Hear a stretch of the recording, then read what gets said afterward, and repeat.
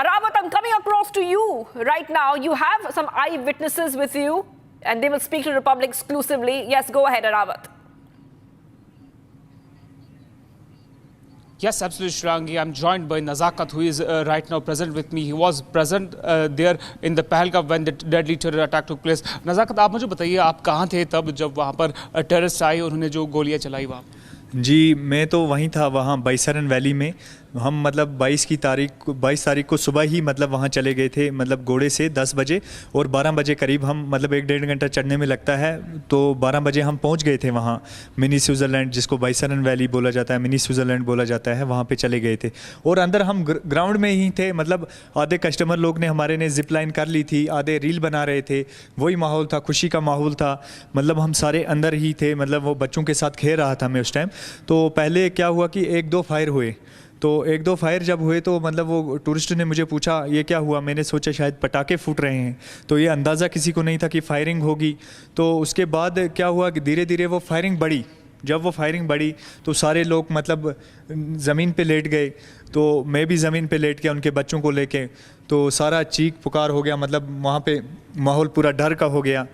तो उसी दौरान क्या हुआ कि जब वो फायरिंग बढ़ते बढ़ते आगे गई तो मैंने पीछे से मतलब उनके बच्चों को उठाया और वो जो लक्की भैया हैं उनका हाथ पकड़ा, और फिर मैं वहाँ से निकला।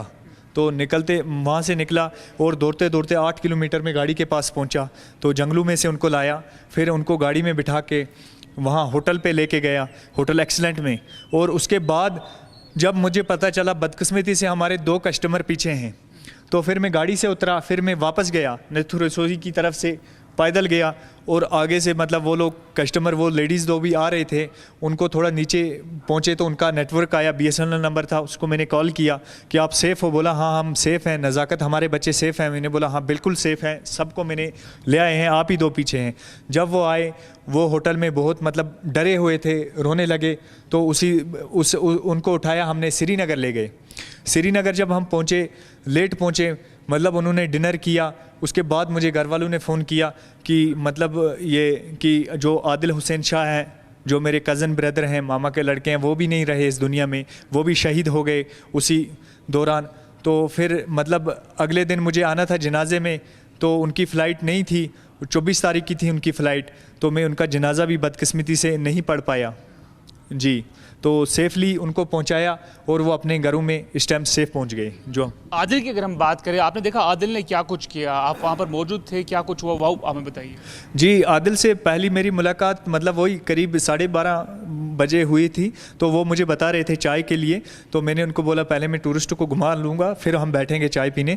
तो उसके बाद ये हुआ कि जब वो वहाँ पे मतलब डर का माहौल हो गया, मतलब वहाँ पे मतलब इंसानियत का सरोसर कत्ल हुआ, तो मैंने खुद नहीं देखा, मैंने सुना कि आदिल ने जो वहाँ पे मतलब वो दरिंदे आए थे उनसे एक से मतलब उनने वेपन भी छीनी है, वेपन छीनने के मतलब वो उसी दौरान उसको मतलब उन्होंने फायर मारे हैं, तो वो उसी दौरान वो शहीद हुआ है टूरिस्ट को बचाते बचाते, क्योंकि उसने अपनी जान दे बैठा लेकिन टूरिस्ट को बचाया और उसने एक इंसानियत का मिसाल ज़िंदा रखा। आदिल हमारे बीच में अभी भी ज़िंदा है, उसकी इंसानियत ज़िंदा है, वो पूरे कश्मीर के लिए, पूरे इंडिया के लिए वो हीरो है इस टाइम आदिल, जिसने मतलब टूरिस्ट को बचाते बचाते अपनी जान दी। ओवरऑल बात करें, कितने पर्यटक जो है तब वहाँ पर मौजूद थे, क्या आपने देखा कितने टेररिस्ट आए और कहाँ कहाँ उन्होंने गोलियाँ चलाई, कौन सा वेपन उनके पास था?